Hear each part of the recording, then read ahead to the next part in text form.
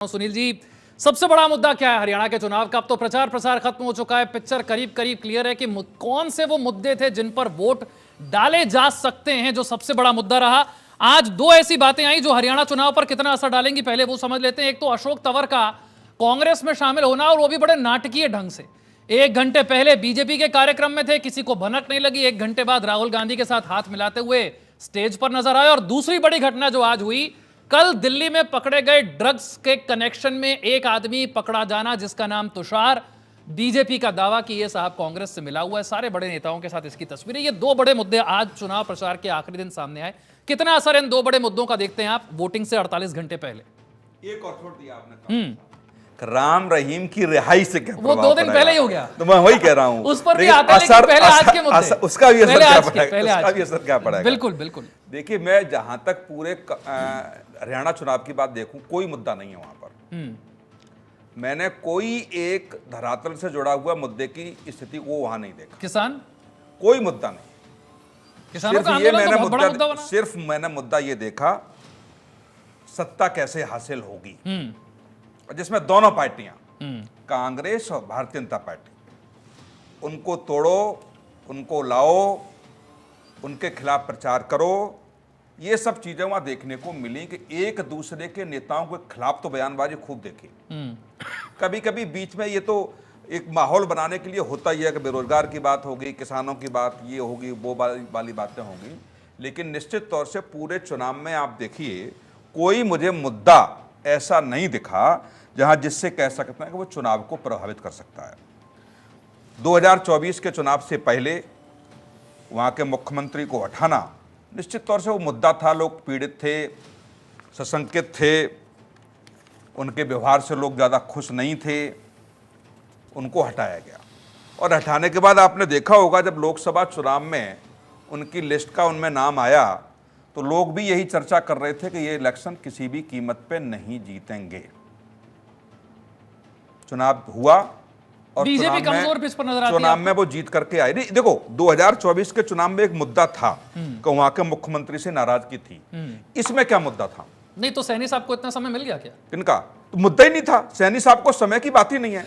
जिस मुख्यमंत्री से वहां के लोग नाराज थे, किस चीज के लिए हटाया था और जिनको बदल कर लाए, क्या उन्होंने ऐसा कुछ कर दिया कि लोग खुश हो जाएं? नहीं, कुछ नहीं, कोई नाराजगी नहीं थी। उनके व्यवहार से नाराजगी थी। मैं भी मिला हूं उनसे कई बार। नहीं तो एक बार नहीं, आप ये कह रहे हैं 9 साल की नाराजगी को पिछले 3-4 महीने में ठीक कर दिया गया? नहीं, तो वो है ही नहीं वहां सत्ता में। आप ये बताओ, जब वो सत्ता में ही नहीं है, उन लोगों का यही कहना था कि इनको हटाइए। और हटाने के बाद आप देखिए, उस 2024 के चुनाव में भी हम लोगों ने चर्चाएं की थी। कांग्रेस के और अन्य पार्टी के प्रवक्ता चिल्ला चिल्ला के कहते थे कि वो चुनाव नहीं जीतेंगे किसी भी कीमत पर, और चुनाव जीत के वो गए।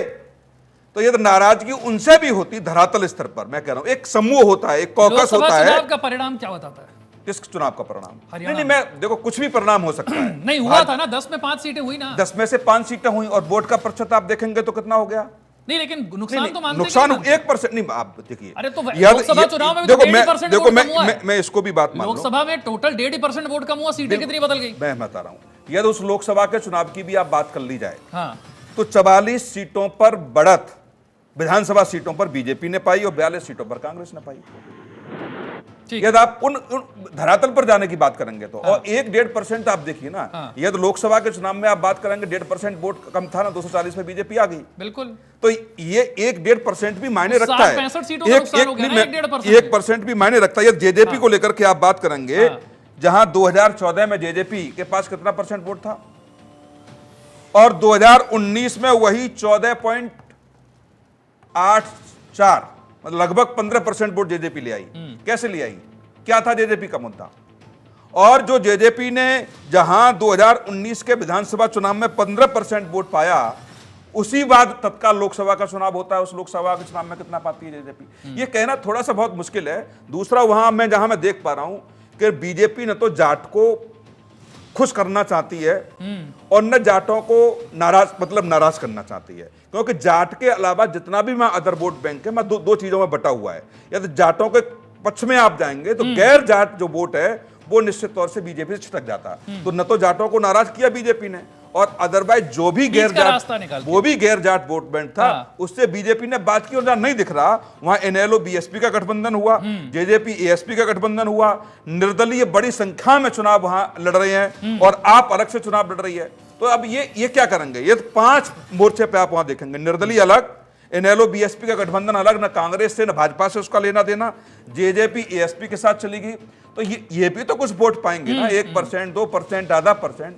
तो मुझे लगता है कि 2019 की अपेक्षा जो इस बार का इलेक्शन होगा थोड़ा सा चौंकाने वाला होगा।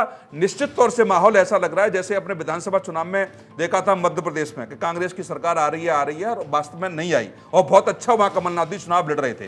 इस बार भी कांग्रेस ने बहुत अच्छा चुनाव लड़ा, लेकिन कुछ बड़े नेताओं का एनालिसिस ये है कि लग भले ही रहा हो कि कांग्रेस आ रही है लेकिन आ नहीं रही। कुछ भी हो सकता है, मैं ये कह रहा हूं, लेकिन कांग्रेस के कुछ बड़े नेता जो हैं निश्चित तौर से उनकी बागडोर उनके हाथ में थी।